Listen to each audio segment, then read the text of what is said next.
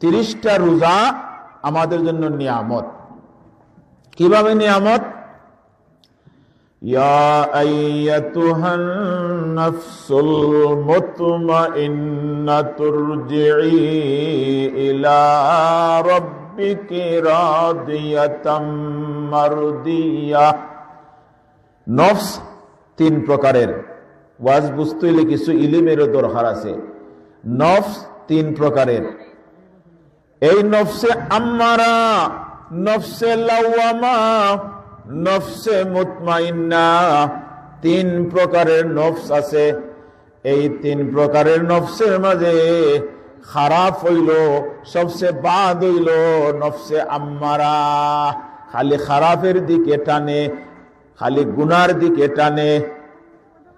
ও নফসে দমন করার জন্য আর কোনো হাতিয়ার নাই, আর কোনো অস্ত্র নাই। ওই নফসরে দমন করতে হইলে রোজা ছাড়া আর কোনো জিনিসে নফসরে দমন বেশি করতে পারে না। আর এই নফসরে যারা দমন করিলেইছেন, নফসের সাথে যারা যুদ্ধ করিয়া জয়ী হয়ে যাইবা, এরাই আল্লাহর মায়ার বনি যাইবা। নফসে আগে দমন করতে হবে। আল্লাহ রাসূল সাল্লাল্লাহু আলাইহি ওয়াসাল্লাম যুদ্ধের ময়দানে গেলেন, সাহাবীদেরকে নিয়ে যুদ্ধ শুরু করলেন, শত শত কাফিরকে হত্যা করলেন।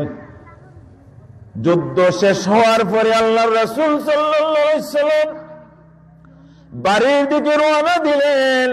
সাহাবীদেরকে বললেন, ও সাহাবীহল, বড় যুদ্ধের দিকে যাইতেছি, ছোট যুদ্ধ শেষ হয়েছে, অর্থাৎ ধর্মযুদ্ধ যেটা, এটারে আল্লাহ রাসূল বললেন ছোট যুদ্ধ। এখন আমরা বড় যুদ্ধের দিকে আমরা যাইতেছি, ছোট যুদ্ধ শেষ হয়েছে। সাহাবী হলে প্রশ্ন হলো, ইয়া রাসূলুল্লাহ, ইয়া হাবিবাল্লাহ, শত শত কাফিররে হত্যা করলাম, কত পরিশ্রম হইল, কত কষ্ট হইল, আর এত কষ্টের বাদে আপনি বলতেছেন এটা ছোট যুদ্ধ, আর একটা বড় যুদ্ধ, এটা কোন যুদ্ধ? আল্লাহ রাসূল হাদিস দিয়া বুঝাইলেন, রাজানা মিনাল জিহাদিল আসগর ইলাল জিহাদিল আকবার। আমি যতটা কথা কইম দলিল ভিত্তিক কইম, কিচ্ছা কাহিনী বলবো না। রাজানা মিনাল জিহাদিল আসগর, আসগর মানে ছোট, ইলাল জিহাদিল আকবর, আমরা ছোট যুদ্ধ থেকে এখন বড় যুদ্ধের দিকে যাইতেছি। সাহাবায়ে কেরামগণ বললেন, ইয়া রাসূলুল্লাহ, ইয়া হাবিবাল্লাহ, এই বড় যুদ্ধটা কোন যুদ্ধ, কোথায় সেই যুদ্ধ করা লাগে? আল্লাহর রাসূল বুঝাইলেন, ও সাহাবী হল, যার যদি নফসের সাথে গিয়া যুদ্ধ করো, এই যুদ্ধ যদি জয়ী হয়ে যাও, তাহলে সে সবচেয়ে বড় যুদ্ধ। সুবহানাল্লাহ। জানেন, এই নফসে যারা দমন করে নিয়েছে, এরা আল্লাহর ওলি হয়ে গেছে। আমরা নফসে যেভাবে বলে সেভাবে চলি। নফসে হয় নামাজ পড়িস না, পড়ি না, নফসে হয় রোজা রাখিস না, রাখি না। আর যারা বলে না, হে নফস, না, তোমার কথায় আমি চলবো না, রোজা আমার রাখতে হবে, রোজা আমার উপরে ফরজ, নামাজ আমার পড়তে হবে, নমাজ আমার উপরে ফরজ। ও যারা এই নমাজ রোজা নফসের লগে যুদ্ধ করিয়া জয়ী যাইব, এরাই আল্লাহর মায়ার বনি যাইব। সামনে আমরা রোজা আসতেছে, অনেকে এখন থেকে নিয়া যারা রোজা রাখতো না, এরা এখন থেকে টেনশন করে, তারা কয়ে আর পাইলা নানি, আল্লাহ 1 মাস রোজা দিলা কত কষ্ট হোক। নাউজুবিল্লাহ।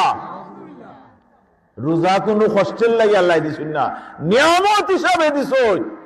11 মাস উদর ফুর্তি করি, আমরা পেট ভরিয়া খাই, নফসরে শক্তিশালী করি। এখন নফস যখন শক্তিশালী হয়ে যায়, তখন রূহ দুর্বল হয়ে যায়, রুহের খাদ্য আমরা দেই না। এই জন্য আমার ওয়াজ বুঝতে হলে কিছু ইলমের দরকার আছে।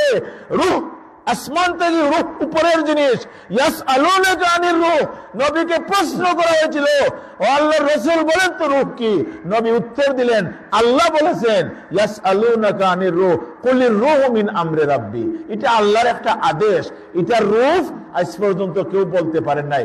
রূহ কি জিনিস, কিভাবে আসে, কিভাবে যায়? আমাদের সামনে রূহ চলে যায় না? মানুষ যখন মারা যায়, ডাক্তাররা বোর্ড বসছে, দেখি চাইন এই রোগীটা মারা যাইবে, এখন কিছুক্ষণের মধ্যে তারা কিছু আইডিয়া করিয়া বলতে পারে যে এই কিছুক্ষণের মধ্যে রোগীটা মারা যাইব। ও ডাক্তাররা বোর্ড বসিয়া একটা গ্লাসের ভিতরে ওই মুমূর্ষ ব্যক্তিকে ঢুকাইছে, গ্লাসের ভিতরে ফিটিং করে লিছে, দেখি কিতা যায়। হঠাৎ করে দেখা গেল গ্লাসটা ফেটে